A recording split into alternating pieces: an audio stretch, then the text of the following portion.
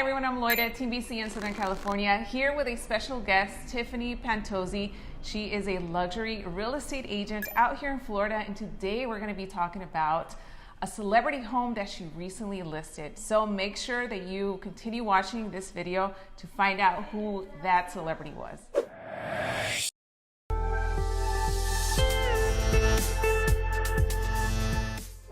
Okay, so the celebrity home that you recently listed, can you share with us how you got that listing? Yes, it's a great story, as a matter of fact. So being newer to this industry, you have to get creative, right? And it wasn't that I had family that was in the business just feeding me deals. I wasn't on a team that was feeding me deals. I had to find my own deals and opportunities. So I always looked at expired listings, because those are the low-hanging fruit for agents like us, right? I know that they wanted to sell, but somebody was unsuccessful. So if I'm able to present my services and show them how I can get them results, I better take the chance, right? Yeah. So I happened to be watching the market, and this massive home came on the market as an expired. And I looked it up, and I realized whose home it was. Traditionally, with an expired, you're trying to get a hold of the owner, right? Yeah.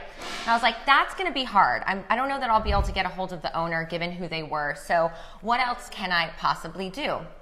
So at that point, I decided to reach out to the former agent and say, hey, you know, what happened here? I found out that the agent wasn't even in Central Florida, was 4 hours away from even where the property was. So that was already like, why is that person listing this home?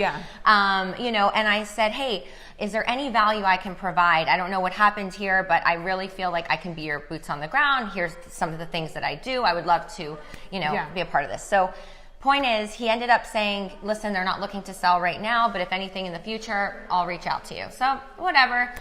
I let it go, but made a connection at that moment with that person. With the last agent. Exactly.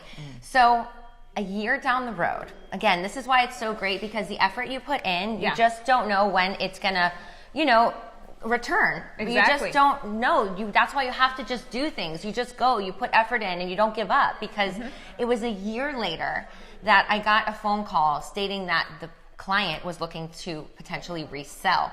Yeah. So that person was already out of the deal, but I was connected to somebody else in LA that knew the financial advisor for the client. Okay. Wow.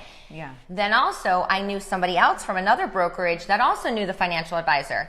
Point is, my name was referred to that financial advisor by two completely separate agents from two completely separate brokerages. They didn't even know each other, but they all knew me because of my marketing, my branding, my results that I've gotten from my other clients, and they knew I was the best, most, qualified agent in Central Florida to represent a home of this scale. So two separate parties, different brokerages, different agents gave my name to this financial advisor, and of course I got called, and I got an opportunity to interview. I didn't just get the job just because, right? Exactly. I had to still interview and show my value and make a plan, and then I got the job. Yes. So yes. Tell us the name and also the price. So I was able to represent Mr. Shaquille O'Neal's property, and we had it listed at $16.5 million. Wow. Yes. So what was that feeling like, first of all, knowing that you were going to be representing this celebrity, and also the amount, $16 million? Yes. I mean, first of all, in Central Florida, it's not that you see this all the time. I mean, it's a quite infamous property because it had been on the market for a number of years prior with different agents. There's not a lot of luxury real estate in Central Florida. It's a small little pocket versus LA, New York, Miami, right? Yeah. And as a Miami girl, I mean, I'm used to all these massive luxury properties, so there's not that much for me to work with there. So getting that opportunity was, quite rewarding. I mean, my husband says it the best. He's like, if you know me, you know that I have an NFL background, because I used to cheer for the Miami Dolphins, which again is completely not connected to my sports and entertainment side of my business. But my husband says it the best. He says, Tiffany, you went to the Super Bowl of real estate. Like, you got this incredible listing that most people would dream to have, and to represent somebody that is this, well-known globally. Exactly. So we did some really, really cool creative marketing that you can check out on our YouTube page. We had synchronized swimmers. We did some really cool stuff to expose the property. We had over 5 billion impressions in the media. It was incredible what we did. But yeah, I mean, it was exciting to have something of that scale because it's so unique in the Central Florida market. Yeah, exactly. So for anyone that's watching that maybe is 4, 5, 6 years in the business, but they have never done anything luxury or want to start getting into luxury, what would you recommend for them to start doing? Absolutely. You know, first of all, I always say, and everybody hears this, but mindset, number one. Yeah. You can't doubt yourself. If you believe that you can do something, you better believe it as in your deep in your soul, right? Yeah, exactly. Because you have to set your intention in your mind, and then you have to do actionable items that are going to get you to that goal. So first of all, I just believed. Like I was like, I know I'm a luxury agent before I even sold one property. I just know that's where I belong. That's what my skill set is. I'm capable of, right? So I just knew that about myself. Yeah. And then I had to set the steps to do that. And that also has to do with where I'm putting myself in terms of circles with people that I'm interacting with, right? How am I presenting myself professionally to the world and online?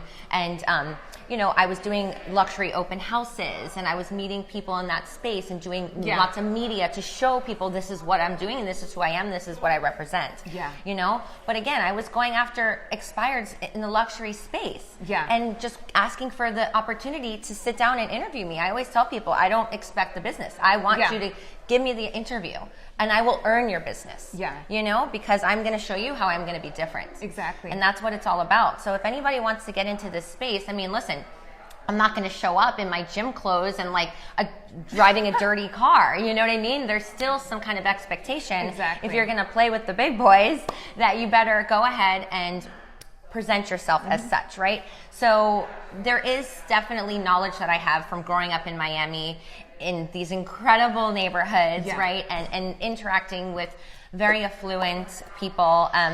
I've learned some of that lifestyle understanding, which is also important when you're dealing with people in a different, you know, scale. Yeah, exactly. Especially on the celebrity side, because there's a lot more, you know, people are always poking, trying to get information, press. You have to be so careful. You have to have approval to use names and what can be shared, what cannot be shared.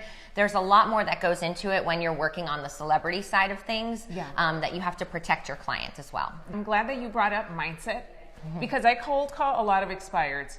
We get a lot of expireds even in the millions. And there are so many agents that they see 1 million, 2 million, and they start freaking out because they're like, oh no, I can't do it. And it's like you're limiting yourself to these opportunities. And what I like to say is I like to call those because there's less agents calling them because they're scared. Well, not only that, but I can tell somebody, if you're that scared, you know what? Collaborate. One of my favorite things to do is collaborate with other agents.